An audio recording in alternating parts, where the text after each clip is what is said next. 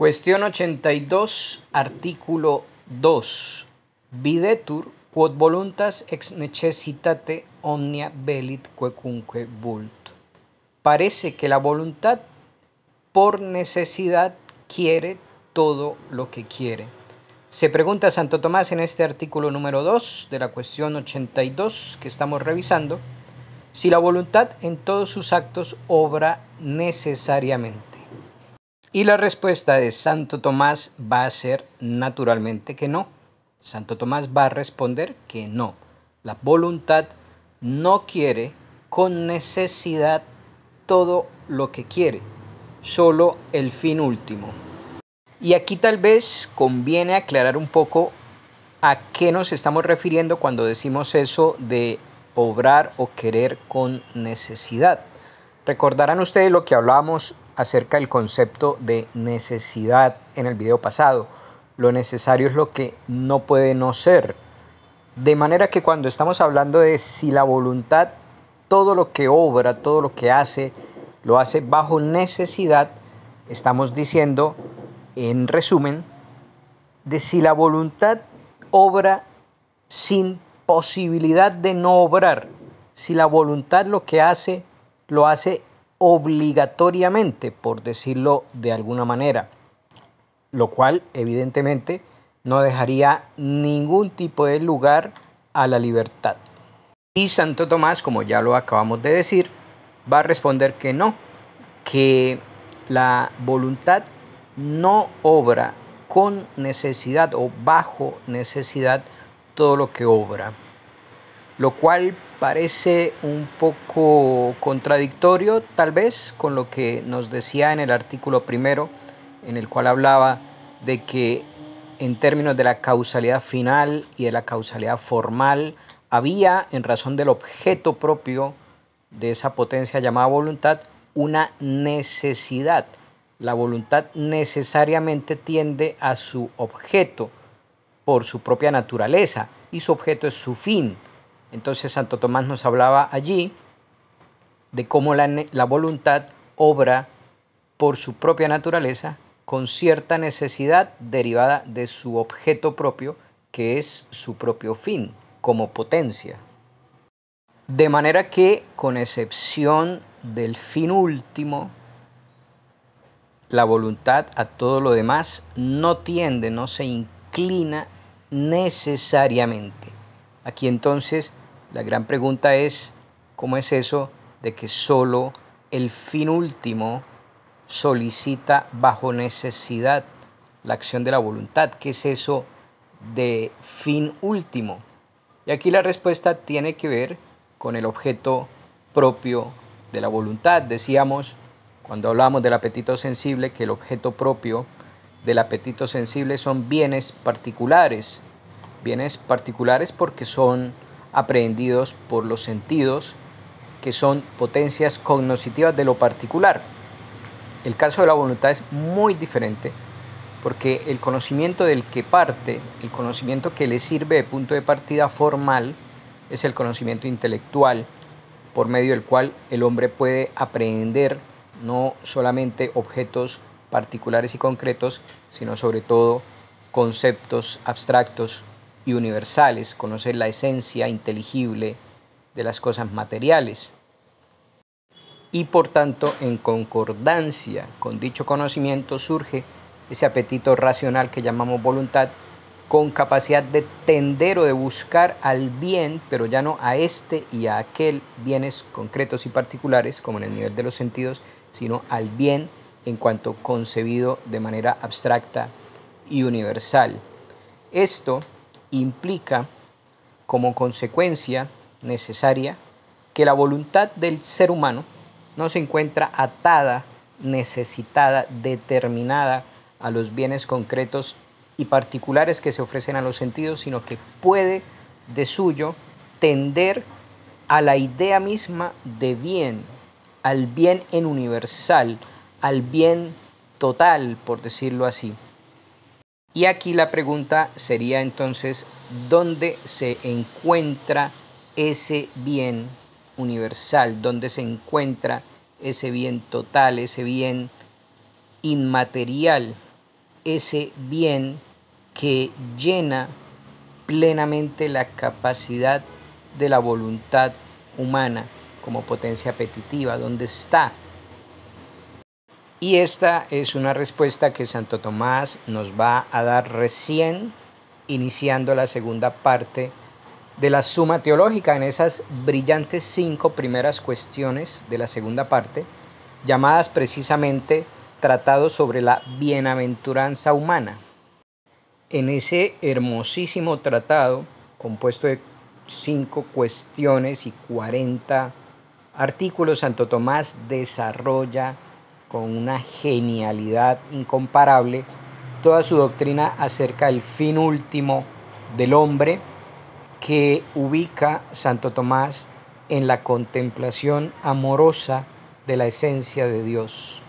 A este fin último, la voluntad del ser humano tiende por su propia naturaleza, por su propio objeto, de tal manera que tiende a dicho fin último de manera necesaria. Con respecto a esas dos modalidades de necesidad de la que hablamos antes, modalidad según causalidad formal, porque ese fin último está inscrito en la propia naturaleza de la voluntad como potencia apetitiva, y también como fin, necesidad por vía de causalidad final. El objeto de la voluntad es su fin, y el fin último es el objeto necesario de la voluntad, razón por la cual la voluntad del ser humano tiende hacia la posesión de dicho fin último y tiende de manera necesaria. Santo Tomás va a desarrollar estas ideas con gran amplitud, con gran genialidad y maestría en esas 5 primeras cuestiones de la segunda parte de la Suma Teológica, que aquí no podemos sino solamente mencionar.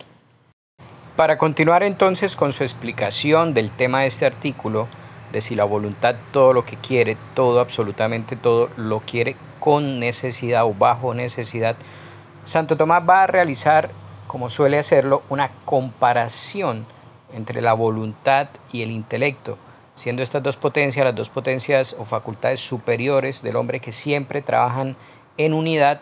Santo Tomás suele, para aclarar la naturaleza o los actos de cada una de estas facultades, realizar una comparación con su compañera. Y nos va a decir: así como el intelecto se adhiere con necesidad a los primeros principios especulativos, así de la misma manera hay que decir que la voluntad se adhiere al fin último, que viene siendo como una especie de primer principio en el orden de lo práctico. ¿Cómo así, Leonardo? ¿Qué quiere decir eso? Pues miren, piensen en la actividad de la inteligencia, cómo la inteligencia o la razón, más bien, cómo razonamos, cómo llegamos a las conclusiones. Piensen, por ejemplo, en un silogismo. Un silogismo parte de unas premisas y de ellas se extrae una conclusión. Pero esas premisas, si las queremos demostrar, debemos ponerlas en la misma situación, es decir, en situación de ser ellas mismas a su vez conclusiones de otro razonamiento que tendrá a su vez otras premisas. Y entonces dichas premisas de ese nuevo razonamiento, si las queremos demostrar para poder justificar la conclusión, pues tenemos que ponerlas nuevamente en un razonamiento previo cada vez más arriba, como conclusiones de otro razonamiento que tendrá también otras premisas. El asunto es que no podemos ir en este proceso demostrativo al infinito, porque siendo así que la fuerza probatoria de un razonamiento está en las premisas, y esas premisas a su vez tienen fuerza de verdad en la medida en la que fueron demostradas en otro razonamiento. Si ese proceso encadenado de razonamientos y premisas y conclusiones lo lleváramos al infinito, pues ocurriría que no tendríamos un primer principio especulativo, que diera por sí solo, sin necesidad de ser demostrado, razón de la verdad de las premisas primeras que se derivan de él y que sirven a su vez de premisas para nuevos razonamientos, de donde brotan nuevas conclusiones que a su vez pasan a ser en su momento premisas de más y más razonamientos, agrandando cada vez más el campo del conocimiento humano. De tal manera que si queremos evitar que nuestras premisas y nuestras conclusiones se queden sin un fundamento, lógicamente nos vemos obligados a reconocer la necesaria existencia de primeros principios especulativos, es decir, tesis cuya evidencia, cuya verdad se revela al entendimiento sin necesidad de razonamientos. Esto es lo que quiere decir esa primera parte donde Santo Tomás nos dice que el intelecto se adhiere a la verdad de los primeros principios con necesidad. Eso lo dice Santo Tomás para que ilustremos lo que nos va a decir enseguida cuando afirma que también la voluntad tiene sus primeros principios, o su primer principio más bien, que es, en acuerdo con su propia naturaleza como potencia apetitiva, el fin último. Ese fin último en el cual la razón propia de bien universal se realiza. Ese fin último es el objeto propio y adecuado de la voluntad, y por lo tanto la voluntad se adhiere a él de manera análoga a como el intelecto se adhiere a los primeros principios. Pero ¿por qué, Leonardo? Se preguntarán ustedes, hay que poner también en la voluntad un primer principio, así como en el caso de la inteligencia. Pues piensen ustedes que siempre todo lo que hacemos lo hacemos por algo. Es lo que querían decir los escolásticos con el adagio de omne agens agit propter finem. Todo agente, cuando hace algo, lo hace por un fin. Siempre nos estamos proponiendo los agentes fines, sean agentes racionales, como el caso del hombre, o también en el caso de los animales, o incluso en todo agente, tenga conocimiento o no, todo agente obra siempre por un fin. Piensen ustedes en una flecha que vuela por el aire hacia el blanco, no tiene conocimiento, es una flecha hecha de madera, no tiene conocimiento, pero sin embargo su vuelo tiene un sentido, una dirección, que el conocimiento que justifica esa dirección, ese vuelo, está en la mente del arquero que arrojó la flecha y no en la flecha. Sí, sí, claro que sí, pero indudablemente encontramos un conocimiento al inicio de toda acción, así sea de acciones hechas por seres que no tienen conocimiento. En ese caso, el conocimiento estará en el agente que los hizo, en el agente que ejecutó la acción de manera principal. En el caso del ser humano, siempre estamos obrando por fines. Esa es nuestra característica principal. El asunto es que si hacemos algo, lo hacemos por algo. Y entonces ese algo es ya el último fin que nos proponemos en nuestra vida. ¿O habrá algo más? Porque uno puede decir que se despierta por las mañanas para ir a trabajar. Y trabaja para sostener sus necesidades, cumplir con sus deberes, y sostiene sus necesidades y cumple con sus deberes para hacer lo que corresponde como ciudadano, como cristiano, y quiere hacer lo que corresponde como ciudadano y como cristiano para cumplir con ello, con los deberes fundamentales de un creyente, de un hombre, y desea, y así sucesivamente nos podemos ir preguntando, ¿y esto para qué? Y esto para que siempre va a ir apareciendo un poco más arriba una finalidad más global, más universal. O piensen ustedes, por ejemplo, en algo tan simple como sentarse a comer. ¿Cómo? ¿Para qué? Para saciar el hambre. ¿Y para qué busco saciar el hambre? Porque mi cuerpo lo necesita. ¿Y para qué hago lo que mi cuerpo necesita? Porque necesito seguir funcionando en la vida diaria. ¿Y para qué necesito seguir funcionando en la vida diaria? Bueno, para cumplir mis deberes, como por ejemplo ir a trabajar, y etcétera, etcétera, etcétera. Siempre, de cualquier acción que usted se pregunte el por qué, va a aparecer un motivo. Y al preguntarse por el por qué, ese motivo va a aparecer otro y otro, y cada vez más arriba, cada vez nos vamos encontrando con niveles de finalidad o con fines más amplios, más globales, más abarcantes. El punto es que así como en el orden de lo especulativo, del entendimiento, no se puede seguir infinitamente demostrando con nuevos razonamientos las premisas más elevadas, sino que necesariamente tenemos que encontrarnos con unos primeros principios que no requieran ser a su vez demostrados. Igual en el orden de la actividad de la voluntad, no podemos seguir infinitamente preguntándonos por esto para qué, esto para qué, esto para qué, y encontrando cada vez fines más y más y más y más globales. ¿Por qué? Porque ocurriría lo mismo que en el orden especulativo, ya que cada fin tiene fuerza de fin en virtud del fin para el cual él actúa como medio. Entonces, si vamos al infinito, no habría un primero, no habría un fin primero que diera razón y fuerza a todos los fines intermedios. Por esta razón, Santo Tomás pone en la voluntad la necesidad de un fin último. ¿Qué quiere decir fin último? Fin último significa un fin, una finalidad, una meta, un objetivo que no se realiza, no se busca por algo más allá del mismo. Comemos para saciar el hambre. Saciar el hambre es la razón del comer y justifica el comer y le da sentido al comer. ¿Y para qué saciamos el hambre? Para alimentar el cuerpo, para reparar fuerzas.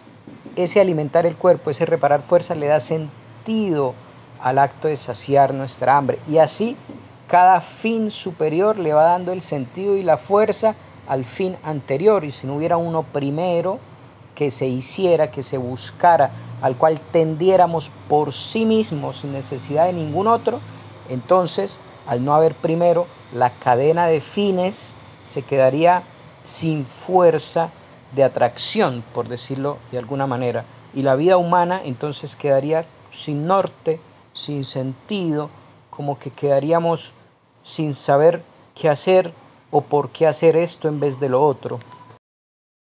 El intelecto entonces asiente a los primeros principios con necesidad y también asiente con necesidad a aquellas verdades cuya conexión con los primeros principios encuentra mediante una demostración. Claro, la inteligencia no se adhiere a la verdad solo de los primeros principios y ya, no, también se adhiere con necesidad a esas verdades, a esas conclusiones que fruto de un razonamiento encuentra o descubre conectadas necesariamente con esos primeros principios.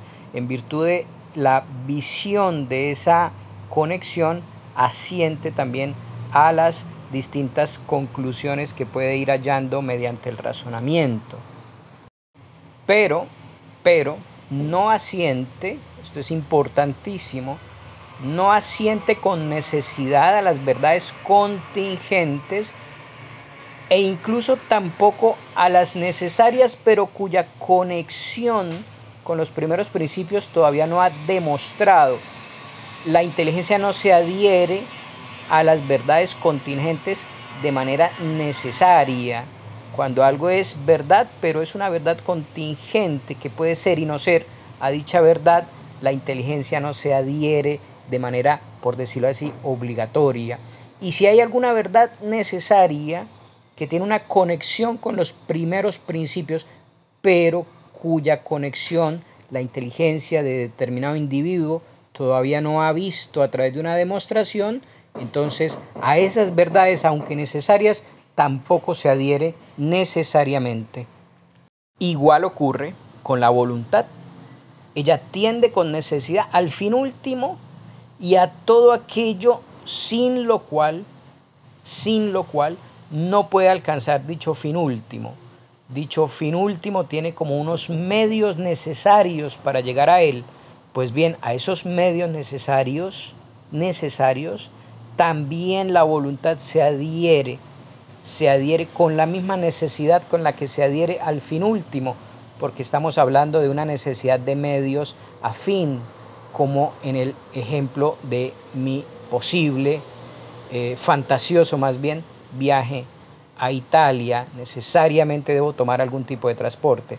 La voluntad se adhiere al fin último de manera necesaria y también se adhiere con esa misma necesidad, en virtud de esa misma necesidad, a los medios necesarios para llegar a ese fin. Y aquí viene entonces la aclaración, así como el entendimiento se adhiere con necesidad a la evidencia, a la verdad de los primeros principios y también a aquellas conclusiones que se derivan de esos primeros principios, siempre y cuando conozca esa conexión por o mediante una demostración. De la misma manera, de forma análoga, la voluntad se adhiere, tiende con necesidad a su fin último, que es su objeto adecuado, y también tiende con esa misma necesidad, en virtud de esa misma necesidad, a los bienes sin los cuales ese fin último no podría ser alcanzado. Pero esto último siempre y cuando conozca esa conexión de medio a fin, porque puede que no conozca que tal X o Y medio es requerido por el hombre para alcanzar ese fin último. Entonces, si no lo conoce, tampoco a ese fin se adhiere necesariamente. Y entonces a todos los demás bienes particulares que no guardan una relación necesaria con el fin último, es decir, que son indiferentes respecto del fin último, la voluntad no tiende a ellos bajo necesidad. Nada hay que necesite, que obligue a la voluntad a adherirse a todos aquellos bienes que no guardan con el fin último una relación necesaria de medio a fin. Esta tesis es supremamente importante para la comprensión de lo que es el libre albedrío, la libertad humana, porque básicamente, y resumiendo mucho, la libertad humana se va a mover en este ámbito de los medios no necesarios para el fin último. La voluntad se adhiere, busca, tiende por necesidad de su naturaleza de potencia con un objeto propio a ese fin último en el cual se concreta la razón universal de bien, el bien universal, el bien completo, el bien total. Ese es su objeto adecuado y a él tiende la voluntad necesariamente, y también a todos los bienes particulares que guardan conexión necesaria con la obtención de ese fin último, que son medios para ese fin último, siempre y cuando la voluntad conozca que dicho bien tiene esa relación necesaria de medio a fin con el fin último, si no tampoco. Pero con respecto a todos los demás bienes particulares que no guardan esa necesidad de medio a fin con el fin último, la voluntad permanece indiferente. Y esta indiferencia es la raíz de la libertad humana. Casi nada.